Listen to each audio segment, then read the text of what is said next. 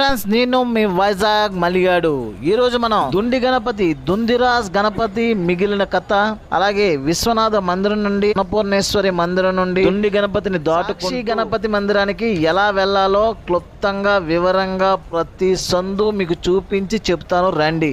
ముందుగా మనం దుండి గణపతి కథ పూర్తి చేద్దాం రండి. గణపతి కూడా సమయానికి తిరిగి రాకపోవడంతో శివుడు విష్ణువును కాశీకి వెళ్లి మునుపటి దూతలు ఎవ్వరూ మందరకు తిరిగి రాలేదు, కారణం కొనుకోమని తనకు నివేదించమని కోరాడు. విష్ణువు గరుడపై అధిరోహించి కాశీకి చేరుకున్నాడు. ఈ సందర్భంలో కందుడు విష్ణువు కాశీలో ఆ సమయంలో గడిపిన అనేక తీర్థాలు మరియు దేవతలను వివరిస్తాడు. వాటిలో కొన్నిటిని చెప్పుకుందాం. పదోదక తీర్థం. ఇక్కడ విష్ణువు కాళ్ళు చేతులు కడుక్కొని స్నానం చేశారు. శ్వేతదీపం అనే ప్రదేశములో ఆదికేశవమూర్తి, క్షీరాబ్ది తీర్థం, శంఖతీర్థం, చక్రతీర్థం, పద్మతీర్థం, మహాలక్ష్మి స్నానం చేసిన మహాలక్ష్మి తీర్థం మరియు దాని ఒడ్డున ఆమె దేవతను స్థాపించింది. తర్క్షయ తీర్థం. విష్ణువు నారదునికి బ్రహ్మ విద్యను బోధించిన తీర్థం. నారద తీర్థం, ప్రహ్లాద తీర్థం, అంబరీష తీర్థం, ఆదికేశవ తీర్థం, దత్తాత్రేయేశ్వర తీర్థం, భార్గవ తీర్థం, నారాయణ తీర్థం, గోవింద తీర్థం, లక్ష్మీ నరసింహ తీర్థం, శేతతీర్థం, ఇలా హయగ్రీవ తీర్థం, ఇలా చాలా తీర్థాలు ఉన్నాయి. ఈ తీర్థాలన్నింటికి ప్రతిదానికి ప్రతి ఒక్క కథ ఉంది. విష్ణువు తన పాక్షిక శక్తితో పుణ్యకీర్తి అనే పేరుతో, బుద్ధిని రూపాన్ని, జ్ఞాన కౌముడి అనే పేరుతో ఒక పుస్తకాన్ని పట్టుకుని దివోదాసును కలవడానికి అంతఃపురానికి వెళ్ళాడు. ఈలోగా రాజు దివోదాసు రాజ్య వ్యవహారాలు మరియు లౌకిక జీవన విధానం పట్ల ఆసక్తి లేకపోవడం మరింత పెరిగింది. గణపతి రాజును కలిసిన రోజు నుండి 18వ రోజున విష్ణువు బ్రాహ్మడి వేషంలో రాజభవనంలోకి ప్రవేశించాడు. అగ్నిని పోలిన అతని వైభవాన్ని రాజు ముగ్ధుడయ్యాడు. అతను బ్రాహ్మణ గౌరవంగా స్వీకరించాడు. నాకు దేవతల కంటే ఎక్కువ శక్తి ఉంది, కానీ దేవతలతో శత్రుత్వం మంచిది కాదు కదా. మోక్షం కోసం నేను ఏమి చెయ్యాలో మరి ఎక్కడికి వెళ్ళాలో నాకు తెలియదు. అప్పుడు విష్ణువు ఇలా అన్నారు: నీ అంత గొప్ప మరియు ధర్మవంతుడైన రాజు లేడు, ఉండడు. నీ తీవ్రమైన తప్పు ఒక్కటే నా దృష్టికి వచ్చింది. అది విశ్వేశ్వరుని కాశీ నుండి దూరం చేయడం. ఈ ఘోర పాపాన్ని పోగొట్టుకోవడానికి ఒక మార్గం ఉంది. ఒక శివలింగాన్ని స్థాపించడం ద్వారా ఒక శరీరంపై ఉన్న వెంట్రుకలన్నిటి పాపములు పూర్తిగా నాశనమవుతాయి. అందువల్ల మీరు ఒక శివలింగాన్ని ప్రతిష్ఠించాలి అని నేను కోరుకుంటున్నాను అని చెప్పాడు. నిజంగా మీరు ధన్యులు. నేటి నుండి 7 రోజులలో ఒక దైవిక విమానకుడు వచ్చి మిమ్మల్ని ఈ శరీరంతోనే మిమ్మల్ని కైలాసానికి తీసుకువెళ్తాడు అని చెప్పాడు అని చెప్పి విష్ణువు వెళ్ళిపోయాడు. దివోదాసు భక్తితో ఒక శివలింగాన్ని స్థాపించాడు. దివోదేశేశ్వరలింగం అని పిలుస్తారు. లింగం చుట్టూ సంపన్నమైన ఆలయాన్ని నిర్మించాడు. ఆ రోజు కోసం ఎదురు చూశాడు దివోదాసు. ఊహించని రోజు ఒక దైవిక విమానం దిగివచ్చి రుద్రగణాలు రాజును శివుడులా అలంకరించారు. పరమేశ్వరుల అతన్ని కైలాసం తీసుకువెళ్లారు. దివోదాసు కైలాసానికి బయలుదేరే వరకు జరిగినవన్నీ పరిణామాలను తెలియజేయడానికి విష్ణువు గరుడని మందరకు పంపాడు. శివుడు వద్దకు పంపాడు. శివుడు, పార్వతి కలిసి వెంటనే కాశీకి వచ్చారు. సుబ్రహ్మణ్యుడు మరియు నంది, భృంగి మరియు ఇతర గణాలతో సహా అంత గణాలు గాంధర్వుల గానం, అప్సరసల నృత్యం, వివిధ వాయిద్యాల సంగీతం మరియు ఋషుల వేద మంత్రోచ్చరణల మధ్య అద్భుతమైన ఊరేగింపులో వచ్చారు.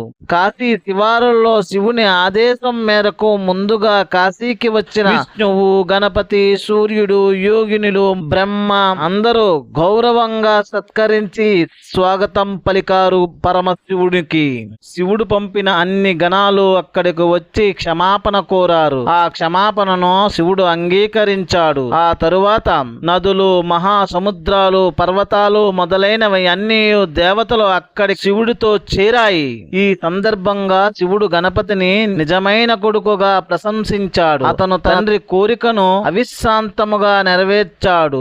శివుడు గణపతిని స్తుతిస్తూ ఆత్మను ఉత్తేజపరిచే స్తోత్రాన్ని ఆలపించాడు. ఆయన ఇలా అన్నారు: ఓ దివ్య స్వరూపమా, అన్ని అత్యున్నత కారణభూతులకు నీవే అధికారువు. వేదాజ్ఞలచే ఎల్లప్పుడూ తెలుసుకోవడానికి అర్హుడవు నీవే. వేదాలు అన్వేషణకు నీవే. నీ గొప్పతనం ఆలోచన మరియు మాటలకు అతీతమైనది. నీవే అడ్డంకులను సృష్టించేవాడివి మరియు తొలగించేవాడివి. ఈ భూమిపై ఒక్క క్షణం కూడా నీ కరుణా దృష్టిని పొందే అదృష్టవంతులు అయిన వారు పాపములన్నీ నశించిపోతాయి మరియు లక్ష్మి తన అద్భుతమైన చూపును వారిపై ప్రసరింపజేస్తుంది. శివుడు పంపిన మునుపటి దూతలందరినీ వెతుక్కుంటూ గణపతి కాశీకి వచ్చాడు కాబట్టి శివుడు ఓ వినాయక, ఓ దుందిరాజా అని బిరుదునిచ్చారు. అప్పుడు శివుడు ఇలా అన్నారు, ఓ దుందిరాజా, ఓ వినాయక, నిన్ను సంతోష పెట్టకుండా భూమిపై ఉన్న ఏ జీవుడు కాశీలోకి ప్రవేశించలేడు. ఎవరు మొదట నీ పాద పద్మములను పూజించి నన్ను పూజిస్తారో నేను అతని మరణం సమయంలో అతని చెవులో ఓ తారక మంత్రాన్ని గుసగుసలాడుతాను అని సెలవిచ్చారు. అందువల్ల ఆ జీవుడు తిరిగి ఈ సంసార సాగరానికి రాడు. క్షేత్ర రక్షణ కోసం దుండి గణపతి 56 రూపాల్లో కాశీలో ఎలా స్థిరపడ్డాడో స్వయాన శివుడే వివరించాడు. 7 పొరలుగా విభజించాడు. ప్రతి పొరలోన 8 దిక్కులు, ఒక్కొక్క దిక్కు చొప్పున 8 రూపాలతో గణపతి ఉంటారు. శివుడు వారి పేర్లను కూడా స్వయంగా చెప్పడం జరిగింది. మొదటి ఆవరణ అర్క, దుర్గా, భీమచంద, దేహాలి, ఉద్దండ, పాసపాని, కర్వ మరియు సిద్ధ వినాయక. రెండో ఆవరణ లంబోదర, కుటదంత, సలకంటంకట, కూష్మాండ, ముండ, వికటద్విజ, రాజపుత్ర మరియు ప్రణవ వినాయకులు. మూడవ ఆవరణ వక్రతుండ, ఏకదంత, త్రిముఖ, 3 ముఖాలు కలిగిన వాడు, కోతి, సింహం మరియు ఏనుగు ముఖాలు కలిగిన వాడు. పంచస్య, హేరంబ, విఘ్నరాజ, వరద మరియు మోదక ప్రియ వినాయక. 4వ ఆవరణ అభయద, సింహతుండ, కునితాక్ష, క్షిప్రప్రసాద, చింతామణి, దత్తహస్త, పిచ్చిండిల మరియు ఉద్దండ వినాయకుడు. 5వ ఆవరణ స్థూలదంత, కలిప్రియ, చతుర్దంత, వింతుండ, జ్యేష్ఠ, గజ, కాల మరియు నాగేశ వినాయకుడు. 6వ ఆవరణ మణికర్ణ, ఆస, సృష్టి, యక్ష, గజకర్ణ, చిత్రగంట, స్థూలజంగ మరియు మిత్ర వినాయకుడు. 7వ ఆవరణ మేధ, అమేధ, ప్రమేధ, సమేధ, విమేధ, జ్ఞాన, ద్వార మరియు అవిముక్త వినాయక.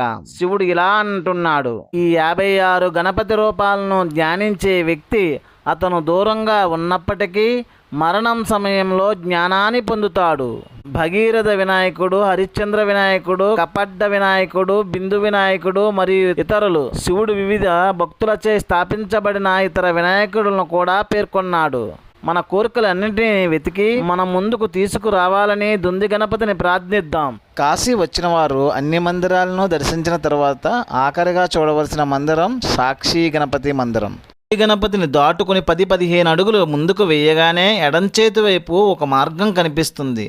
నేరుగా కొద్దిగా ముందుకు వస్తే ఎడంచేతి వైపు విశాలాక్షి మందిరానికి దారి అని రాసి ఉంటుంది. అటువైపు తిరగకుండా మనం తిన్నగా వెళ్ళిపోవాలి. అలా తిన్నంగా కొంచెం 10 అడుగులు వేయగానే చేతి వైపు షాపులు కనిపిస్తాయని, షాపుల్లోనే షాపు లాగే ఉంటుంది. ఇక్కడే సాక్షి మందిరం. ఇదిగో చూస్తున్నారు కదా, ఇదే సాక్షి గణపతి మందిరం. ఈ సాక్షి గణపతి మందిరానికి ఎందుకు వస్తారు అంటే, కాశీకి వచ్చిన వారు అన్ని దేవతా మందిరాలను దర్శించి చివరగా సాక్షి గణపతి దర్శనానికి వస్తారు. జీవుడు మరణించిన తరువాత కాశీ పుణ్యఫలాన్ని పొందాలి అంటే ఈ సాక్షి వినాయకుడు తన పుస్తకంలో లిఖించబడినట్టుగా సాక్ష్యం చెప్పబడతాడు. మనం దర్శనం చేసుకున్న తర్వాత స్వామి మన సాక్ష్యాన్ని రాసుకుంటారు అని అంటారు. అంతేకాకుండా పంచకోశ యాత్ర చేసిన వారు చివరగా సాక్షి గణపతి దగ్గరికి వచ్చి సాక్ష్యం చెప్పి వెళ్తారు. అసలు పంచకోశ యాత్ర అంటే ఏంటి, కాశీలో ఎలా చేస్తారు అన్నది మీరు తెలుసుకోవాలి అంటే కామెంట్ రూపంలో నాకు చెప్పండి.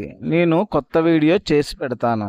ఇలాంటి చరిత్రాత్మక కథలు తెలుసుకోవాలి అంటే మా ఛానల్ లైక్ చేయండి, షేర్ చేయండి, సబ్స్క్రైబ్ చేయండి.